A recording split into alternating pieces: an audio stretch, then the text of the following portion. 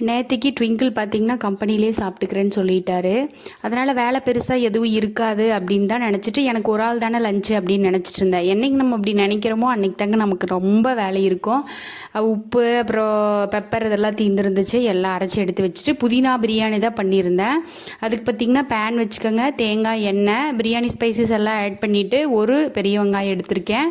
கூடவே கொஞ்சம் உப்பு சீக்கிரமாக வேகிறதுக்கு. கண்ணாடி பதம் வந்ததுக்கப்புறமா ஒரு தக்காளி அதையும் ஆட் பண்ணி இஞ்சி பூண்டு பேஸ்ட்டு ஒரு ஸ்பூன் ஆட் பண்ணிக்கிட்டேன்.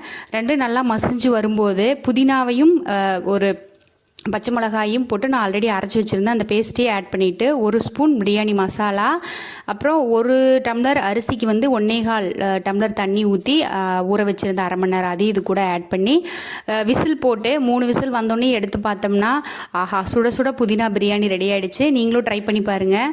வீடியோ உங்களுக்கு பிடிச்சிருந்துச்சுன்னா லைக் பண்ணி சப்ஸ்கிரைப் பண்ணிக்கோங்க. நன்றி ஃபார் வாட்சிங்.